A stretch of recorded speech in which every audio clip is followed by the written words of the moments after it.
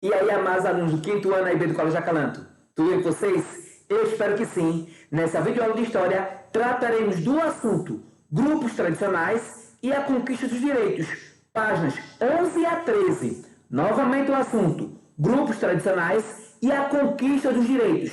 As páginas são 11 a 13. É a nossa videoaula de História. Então, vamos nessa, pessoal! Integrando consciências. Então, vamos iniciar com um assunto que está relacionado com ciências, certo? Para muitas comunidades indígenas, os rios são uma importante fonte de sobrevivência, a única fonte de sobrevivência. Além disso, os recursos hídricos são parte da comunidade e contam a história dos povos que dela fazem uso. Leia o depoimento de uma indígena sobre a importância da água para os povos nativos do Brasil. Então vamos para esse depoimento, esse relato. A brasileira Maria Alice Campos Freire, do Conselho Internacional das 13 Avós Indígenas, explicou que os povos indígenas da Amazônia sempre tiveram uma relação de respeito com a água, que é passada de geração para geração desde os ancestrais. Na educação tradicional, a água conta é reverenciada e, antes de ser pensada no consumo, deve ser observada como algo que devemos reverenciar, falou ela. Então, para as comunidades indígenas, a água, antes vamos dizer assim, de ser utilizada, consumida, ela é reverenciada pelas nações indígenas. Então ele falou que antes de pensar no consumo da água, deve se observar como algo que deve ser reverenciado devido à sua importância para as nações indígenas, para as tribos indígenas da Amazônia. Esse conhecimento a gente passa para as filhas.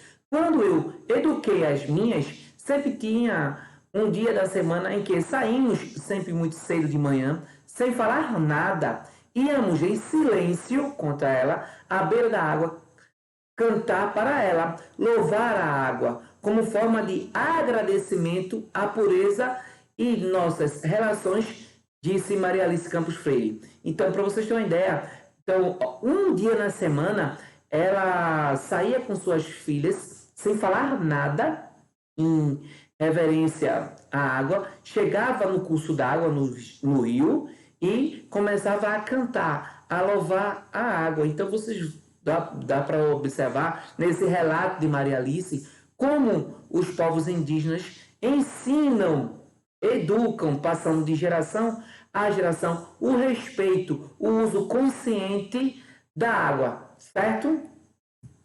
Também, claro, a questão da preservação. Vamos agora à participação dos negros e indígenas na história cultural e política do Brasil. Em determinado momento do passeio pelo jornal, Jairo mostrou às crianças uma notícia do arquivo com a imagem de um personagem importante para a cultura nacional. Pergunta Marina: quem é essa pessoa, senhor Jairo? Ele foi um importante escritor negro brasileiro do século XIX. Seu nome é Machado de Assis e ele era descendente de escravizados. Então, Machado de Assis foi um grande escritor, um importante escritor brasileiro e era descendente de escravizados. A pergunta de Marina incentivou Ita e Emília a perguntar sobre outros representantes indígenas e afrodescendentes que foram reconhecidos em nosso país. Como Jairo trabalhava há bastante tempo no jornal, ele sabia muito sobre pessoas que tiveram um papel importante na cultura e na política do Brasil. Nos arquivos do JP Notícia, Jairo encontrou algumas imagens e informações sobre personalidades negras e indígenas do Brasil e mostrou às crianças. Vamos observar algumas dessas personalidades. A primeira, Carolina Maria de Jesus, que nasceu em 1914 em Minas Gerais, mudou-se para São Paulo, onde ela morou em uma favela com seus 3 filhos e trabalhava como empregada e catadora de papel. Anos depois, mesmo tendo pouco estudo, publicou vários livros. Veja, mesmo sem ter grandes estudos, Carolina Maria publicou vários livros, inúmeros livros, com a ajuda de um jornalista, contando como vivia na favela e como sobrevivia à fome.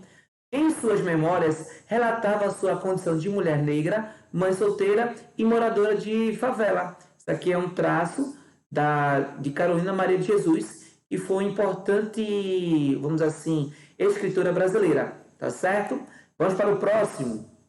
Luiz Gama. Nascido na Bahia em 1830, Luiz Gonzaga Pinto da Gama, mais conhecido como Luiz Gama, foi um importante líder abolicionista, jornalista e poeta brasileiro. Quando se mudou para São Paulo, quis estudar direito e, pelo fato de ser negro, frequentou as aulas apenas como ouvinte. Em toda a sua vida, sempre atuou a favor dos escravizados, ajudando-os a se libertarem. Em sua história, conseguiu libertar mais de 500 escravizados, graças aos seus conhecimentos jurídicos que adquiriu. Então, Luiz Gama é um dos mais importantes abolicionistas do século XIX. Ele que conseguiu libertar mais de 500 escravizados. Vamos para o próximo. Daniel Munduruku nasceu no Pará em 1964 e é descendente do povo indígena Munduruku, professor e escritor indígena para crianças, jovens e educadores, que já publicou mais de 50 livros e é atuante nas causas indígenas e ganhador de vários prêmios literários. Vamos para o próximo. Thelma Taurepang, nascida em 1972 em Roraima, é professora e uma das principais lideranças brasileiras conhecidas na luta pelos direitos das mulheres indígenas. Desde criança acompanhou a luta dos familiares e do povo Taurepang pelo direito de viver das comunidades indígenas. Temos aqui esses 4 personagens, tanto descendentes de africanos como descendentes indígenas, que são bastante importantes na inserção desses grupos na vida pública brasileira, certo? Já ele esclareceu que os indígenas e os africanos e seus descendentes têm contribuído para a cultura nacional há mais de 500 anos, na nossa língua, nos costumes, nas artes, na culinária, que receberam a influência desses dois povos. Então, temos aqui alguns traços da cultura brasileira que sofreram influência tanto de indígenas como dos africanos.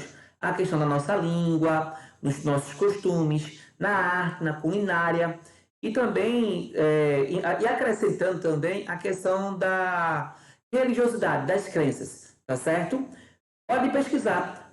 Agora é com você. Pesquise sobre outra pessoa de origem indígena ou africana que se destaque na história cultural ou política do Brasil. Apresente o resultado de sua pesquisa na data marcada pelo professor. Então, vou precisar que vocês façam uma pesquisa de qualquer outro nome, agora, sendo de origem indígena ou africana, que se destacou na vida política do Brasil. Aí vocês fazem essa pesquisa, não precisa ser muito, e manda via direct, tá certo? Então, eu espero essa pesquisa hoje.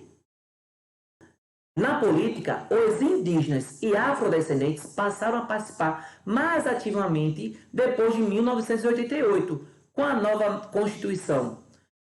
Novamente, quando a Constituição foi aprovada, permitindo maior abertura e atuação de grupos que antes estavam impedidos a participar da vida pública do Brasil, do país. Então, a partir de 1988, houve um aumento de pessoas de origem indígena e africana na vida política brasileira. Isso é muito importante, que aumenta a cidadania.